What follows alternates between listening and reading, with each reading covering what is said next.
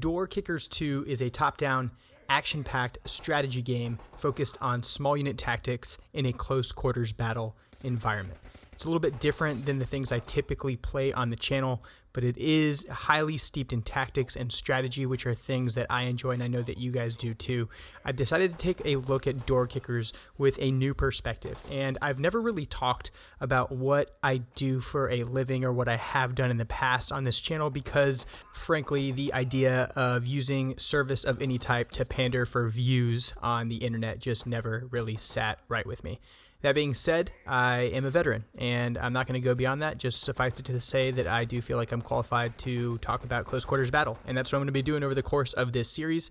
I actually discovered the Doorkickers series when I was deployed several years ago, and I played through the entire original Doorkickers in a mobile form on a tablet, and I'm really excited to check out what Doorkickers 2 has to offer. I'm going to use Doorkickers 2 as a venue to discuss close quarters battle because I think that's kind of an interesting conversation that we can have, but I also think it's important to realize that real world tactics don't always work 100% of the time in the real world, nor would real world tactics work 100% of the time in a game. So while it's interesting to compare real world tactics to a game, it is never a one-for-one, but this is kind of an interesting venue to be able to have a discussion on it. With that said, let's fire it up. Oh, and nothing in this video is sensitive or secret, and nothing that I say is endorsed by the Department of Defense or the government. So yeah, anyway, here we go. All right, so here we are standing outside of what appears to be a terrorist compound. First couple things that come to mind are, one, what is our mission here? And then two, what are our rules of engagement? So the mission is simply to clear this area of enemy combatants. The rules of engagement haven't been defined, so I'm going to assume that they are permissive and that we can employ all of the weapons and equipment that is available to us on our person to accomplish that mission. Now I look at where we are with respect to the rest of the compound. We've got a structure here with a series of rooms that all link together. My first area of concern is where are the bad guys? Are they outside and can they see me right now? I'm going to assume this area back here is safe. I don't know if this dead space in front of what appears to be an open breach is safe. So I have two threat areas, one the open breach and then two the dead space right here. And then my next threat area is back here. It looks like this might be like a waist-high wall or something next to this carport, and there could potentially be enemy combatants somewhere over here in this area. So to mitigate this threat, we're going to go ahead and peek this corner, but we're going to do what's called a pie, where we just gradually expose ourselves to the threat rather than, just blasting around the corner. So we're going to slowly pie off this corner if I can figure out how to make this character do that. It appears like that'll work. And then this next guy, we're just going to creep up right behind him. Okay. Sure enough, we do have an open breach there. It doesn't look like there's any threats far. This open breach had two enemy come out of that breach and expose himself. Remember, we have three principles of close quarters battle that we're going to be looking to apply throughout this scenario. The first one is speed. The second is surprise. The final is violence of action. So we've already lost the element of surprise. That means we need to crank up the violence of action and the speed. Speed doesn't necessarily mean the speed at which you get through this entire structure and render it completely safe. Speed means reducing the time from the moment you're exposed to the threat to the moment that that threat is eliminated. So it may mean doing what is called setting the conditions prior to committing to exposing yourself to that threat. So in this particular scenario, I see that we have an open breach.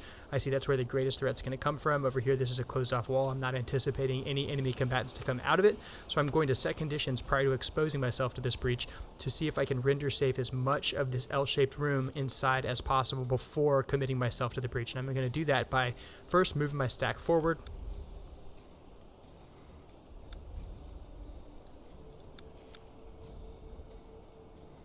And then our second operator here is going to pull rear.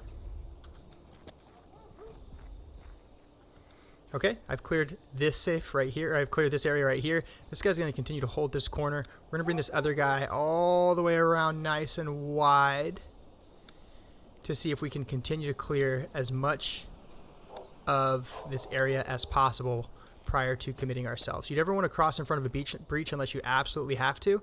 I don't necessarily have to in this case, but I think it is safer to expose myself to that open breach rather than to go blasting through it. We also have an issue here where this operator's muzzle is going through that open breach, that fatal funnel, which is a problem. Real world, of course, you would never commit to do that. I'd probably have him backed off a little bit. It's just hard to demonstrate that in the game. We're also hearing dogs bark, which to me indicates that we have in fact been compromised. Not only are there 2 dead bad guys out front and we're shooting guns, but now we've got dogs barking, which is a threat to the force in the sense that they could be bitten, but it's also just one more indication that we have been compromised. Now that we still have what's called cross coverage, we're going to creep this guy forward nice and easy, continue to maintain that cross coverage. And we're going to finish pieing off as much of this room as we can before committing to it. Alright, we have not yet gone through the breach. We already have 3 dead bad guys. As you can see, we haven't even got into this room yet. We've already cleared almost all of it. I have one little piece right here, and I have this corner right here. I don't believe a man-sized target can fit in this corner, so I'm going to render that, I'm going to consider that to have rendered safe. I do believe that this is still a threat, so now I need to make sure that this red area, this red space is cleared, and then we immediately need to pull long security on what appears to be another open breach. So a couple options here. The battle drill to describe how you enter and clear a room is commonly referred to as battle drill 6, enter and clear a room. That's derived from the old infantry squad field manual FM7-8, which is now a relic of the past, but nonetheless pretty common for folks to refer to as Battle Drill 6. Battle Drill 6 would have us treat this room as what's described as a center-fed room with a 2-man clear. That means the first man's going to take 2 walls, the second man is only going to take 1. The bottom line, anytime you enter and clear a room, is at the end of the clearance, you want all of the assaulters in the room to have formed an L at what is called their points of domination. So with these 2 assaulters on this center-fed room, I'm going to lead with this man because he's already seen most of the room. He knows what it looks like and where the threats are at. He's going to come in, take the path of least resistance, move straight down the wall, clear this corner. As soon as his muzzle clears this corner, he's going to start moving all the way up to this corner. So that's his 2 walls. He's also going to be aware of this danger area the first time. This guy is going to come in and hold at this wall. But as soon as he does, because this odd L-shaped room, we're going to collapse him and they're going to prepare to move into the next room over yonder. So let's go ahead and trace out what that looks like. Here's an interesting one. So we got some furniture in the room. Never a good thing to have to deal with, but you still got to fight your way to your point of domination. We think that this is going to be a threat potentially. We also want to make sure that the first thing he does as soon as he clears the room is get this corner clear.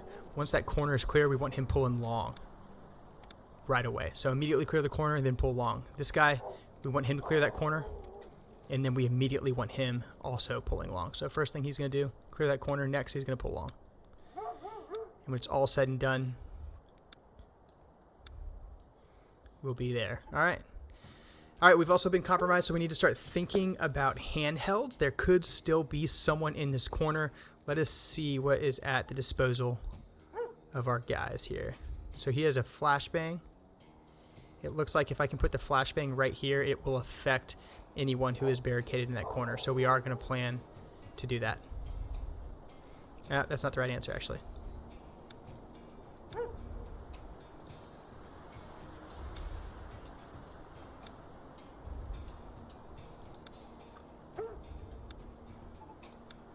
Okay, the reason we're not going to flashbang with this guy, he's going to be our number 1 man. You never use handhelds with your number 1 man unless you absolutely have to. So our number 2 man is going to get that banger into this building for us.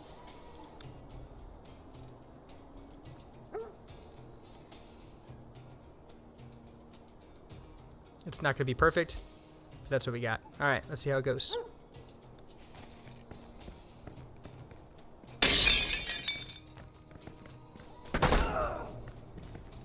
Okay, so that's just some control issues. I need to find a way to sequence that better so that the banger goes in and then our assaulters go in right afterwards. You really want a simultaneous, detonation of that banger and then a near simultaneous entrance by both assaulters at the same time. So we didn't quite achieve that. We'll certainly look to attempt to do that next time.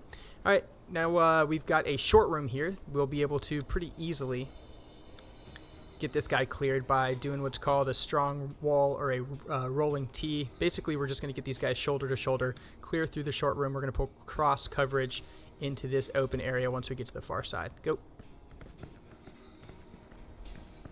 All right, we're all backed up in the fatal funnel right now. Fatal funnel is anywhere bullets are going to be choking into a single point. where they can inflict massive casualties. So because I got both of my assaulters huddled around this doorway, they're at extreme risk of someone who might just be in the prone in one of these red zone areas with an automatic weapon levied at that fatal funnel. So we're going to get out of this as quickly as we can. We're going to do that by pulling security down this long axis here that's going to set conditions for the next assaulter to move all the way across. Remember, we have been compromised, so we're going to go back to using handhelds. See if I can figure out how to get this one right. I think that looks kind of good there.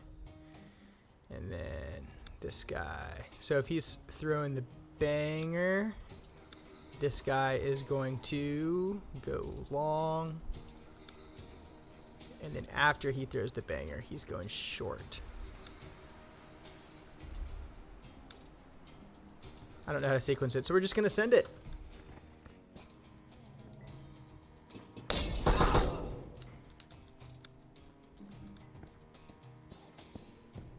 Okay, once again, we've cleared most of the room. I've got a little bit of red zone down here, and I have a lot of red zone over here. I also have an open breach, so that means I'm now, or not an open breach, but a window that I'm now committed to covering, so that we don't take a counterattack from that point. What I'm going to do is take this assaulter, keep creeping down here with him. He's going to slowly pie this corner. This guy's going to hold down the window.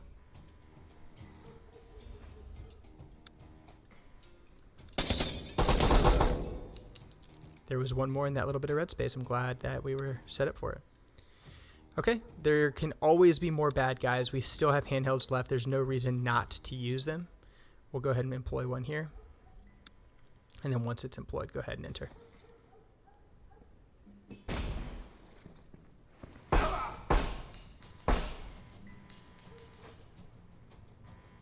All right, so this has been the first installment of a little CQB tactics breakdown in Doorkickers 2. I'm curious to see what the feedback on this video is going to be. This is obviously something completely different, but something that I thought would be interesting and fun to share with you guys. If you'd like me to continue doing it, or if you have any more specific questions or want me to go into more detail on other things, I would be happy to do so. Of course, this is just the very first mission of this game.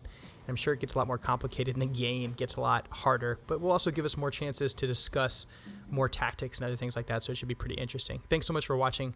I'm Controlled Pairs, and I play the most immersive PC games in the world. This is Doorkickers 2, and I'll see you in the next one.